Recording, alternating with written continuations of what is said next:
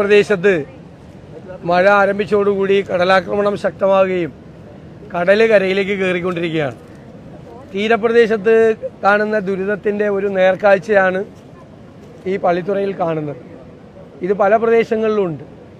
ഓരോ സീസൺ കഴിയുമ്പോഴും കടൽ പിന്നെ അകത്തേക്ക് കയറിക്കൊണ്ടിരിക്കുകയാണ്. ഇപ്പോൾ കാണുന്ന ഈ വീട് അടുത്ത സീസൺ ആകുമ്പോൾ ഈ വീട് ഇവിടെ ഉണ്ടാവില്ല. ഇപ്പം തന്നെ ഒരു തലനാരിഴയ്ക്കാണ് രക്ഷപ്പെട്ടത്. സാധാരണ കർക്കിടക മാസത്തിലാണ് വലിയ കടലാക്രമണം നടക്കുന്നത്. ഈ പ്രാവശ്യം നേരത്തെ തുടങ്ങി. ഒരു ലൈനിലുള്ള 25 വീടുകൾ അപകട ഭീഷണിയിൽ നിൽക്കുകയാണ്. തൊട്ടപ്പുറത്തെ ലൈനിൽ 40 വീടുകൾ അതുപോലെ തന്നെ അപകട ഭീഷണിയിൽ നിൽക്കുകയാണ്. അപ്പോൾ ഇവരുടെ പുനരധിവാസത്തിന് വേണ്ടിയിട്ടുള്ള പല പദ്ധതികളുണ്ടായെങ്കിലും അതൊന്നും യാഥാർത്ഥ്യമായിട്ടില്ല. അവർക്ക് ഈ കടൽ തീരം വിട്ട് ദൂരേക്കൊന്നും പോകാൻ പറ്റില്ല. കാരണം അവരുടെ ഉപജീവനവുമായി ബന്ധപ്പെട്ടതാണ്. അപ്പോൾ ഈ പരിസര പ്രദേശത്ത് തന്നെ നേരത്തെ സർക്കാരിൻ്റെ കീഴിലുള്ള സ്ഥലമുണ്ട്. ആ സ്ഥലത്ത് ഇവരെ പുനരധിവസിപ്പിക്കുന്നതിന് വേണ്ടിയിട്ടുള്ള നടപടികൾ സ്വീകരിക്കണം. ഗവൺമെൻറ്റിൻ്റെ ശ്രദ്ധയിൽപ്പെടുത്തും. നിയമസഭയിൽ ഈ വിഷയം ഉന്നയിക്കും. തീരെ പാവപ്പെട്ടവരുടെ കാര്യമാണ്. നമുക്കറിയാം, തീരപ്രദേശത്ത് ഈ കാലമായാൽ വറുതിയാണ്.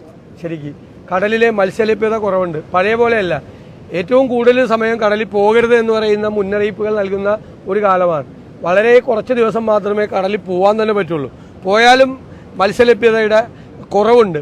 അതിൻ്റെ ഇടയിലാണ് മണ്ണെണ്ണ സബ്സിഡി ഉൾപ്പെടെയുള്ള നിരവധി പ്രശ്നങ്ങൾ തീരപ്രദേശത്തുണ്ട്.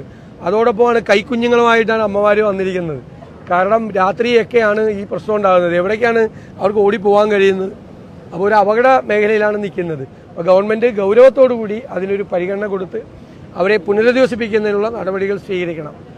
ഈ സങ്കടം കാണാൻ വേണ്ടിയിട്ടാണ് വന്നത്. കാരണം അവരുമായിട്ട് സംസാരിച്ച് എന്താണ് അവരുടെ ആവശ്യം എന്ന് അറിഞ്ഞ് തീർച്ചയായിട്ടും ഗവൺമെൻറ്റിൻ്റെ ശ്രദ്ധയിൽപ്പെടുത്തി അതിന് പരിഹാരം ഉണ്ടാക്കുന്നതിന് വേണ്ടിയിട്ടുള്ള ശ്രമങ്ങൾ ഞങ്ങളുടെ ഭാഗത്തുനിന്നുണ്ടാവും.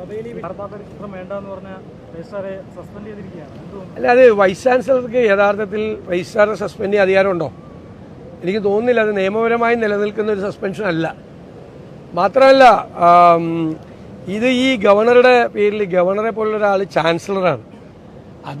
അദ്ദേഹത്തിൻ്റെ ആ സ്ഥാനത്തിന് യോജിച്ച രീതിയിൽ പെരുമാറണം. ഞാൻ ആദ്യമേ പറഞ്ഞതാണ്. മുഖ്യമന്ത്രി ഇപ്പോഴും മറുപടി പറഞ്ഞിട്ടില്ല എന്ന് നിങ്ങൾ മറക്കണ്ട. ഒന്നും പറയുന്നില്ല ഇതിനെക്കുറിച്ച്. വളരെ അപൂർവമായിട്ടാണ് പുള്ളി ഇതിനെക്കുറിച്ച് സംസാരിക്കുന്നത്.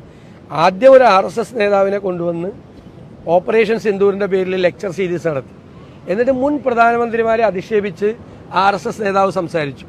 അന്ന് ഞങ്ങൾ ആവശ്യപ്പെട്ടതാണ് ഗവൺമെൻറ് അതിനെതിരായിട്ടുള്ള പ്രതിഷേധം രാജ്ഭവനെ അറിയിക്കണമെന്ന്. മിണ്ടിക്കൊടുത്തില്ല.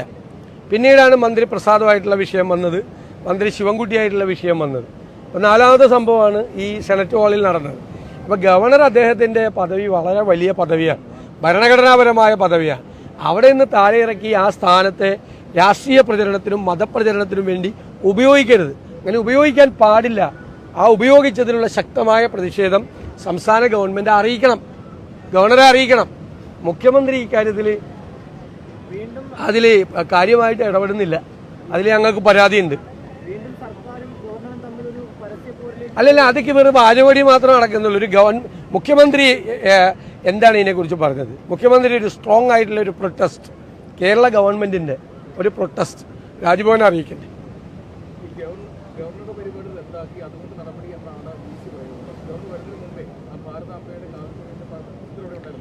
ഒന്നാമത്തെ കാര്യം, രജിസ്ട്രാറാണെങ്കിലും മതസംഘടനകൾക്ക് സെനറ്റ് ഹാൾ കൊടുക്കാൻ പാടില്ല എന്നുള്ള തീരുമാനം ഉണ്ടെന്നാണ് എൻ്റെ അറിവ്.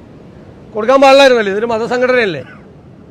പിന്നെ കൊടുത്തിട്ട് അവർ വന്ന് അവിടെ എന്തൊക്കെയാണ് വയ്ക്കുന്നത് എന്നുള്ളതിനെ കുറിച്ചിട്ട് പറഞ്ഞിട്ട് കാര്യമുണ്ടോ? ഒരാൾക്ക് വാടകയ്ക്ക് കൊടുത്തിട്ട് വാടകയ്ക്ക് കൊടുക്കുന്ന ആളുകൾ വന്നിട്ട് അതിൻ്റെ ബാക്ക് ഡ്രോപ്പ് അവർക്ക് ഇഷ്ടമുള്ളത് വയ്ക്കും. അതുകൊണ്ടാണ് എനിക്ക് തോന്നുന്ന തീരുമാനമുണ്ട് സെനറ്റ് ഹാളിനെ സംബന്ധിച്ച്. മതസംഘടനകൾക്ക് കൊടുക്കരുത്. ഇപ്പോൾ കൊടുത്തതൊരു മതസംഘടനയ്ക്കാണ്.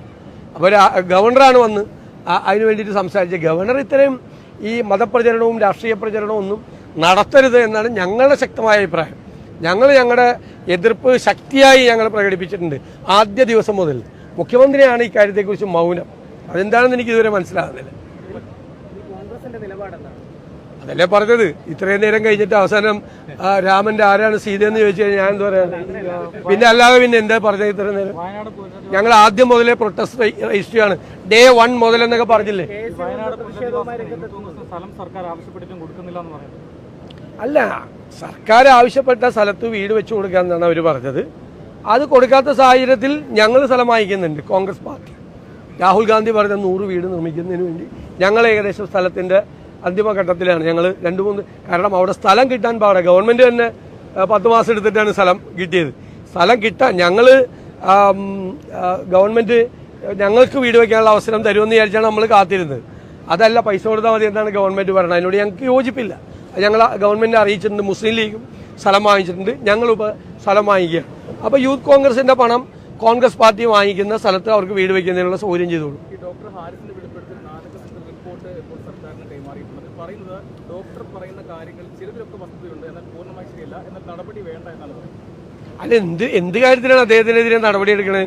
സത്യം തുറന്നു പറഞ്ഞതിനാണ് നടപടി എടുക്കുന്നത്. മന്ത്രിമാരെല്ലാം ക്യൂ നിന്ന് അദ്ദേഹത്തെ ഭയപ്പെടുത്തുകയാണ്, ഭീഷണിപ്പെടുത്തുകയാണ്.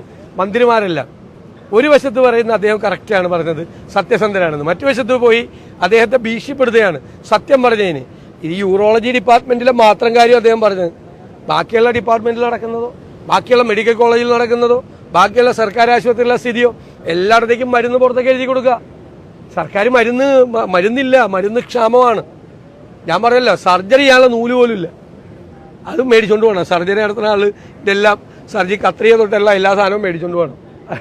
ഈ സർജറി നടത്താൻ പോകുന്ന ആൾ. ഇത്രയും ഗതികേട് കേരളത്തിൽ ഏതെങ്കിലും കാലത്ത് മെഡിക്കൽ കോളേജിലും സർക്കാർ ആശുപത്രിയിലും ഉണ്ടായിട്ടുണ്ടോ? ഏതെങ്കിലും കാലത്ത് ഇത്രയും ഗതികേട് ഉണ്ടായിട്ടുണ്ട്?